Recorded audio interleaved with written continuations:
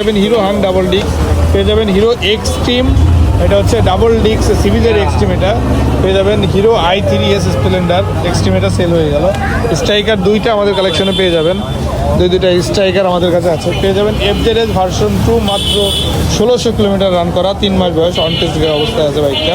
পেয়ে যাবেন R15M BS7 iconic performance 2025-এর বাইকটা এক্সট্রা মডিফিকেশনই করা আছে প্রায় 70-80 টাকার।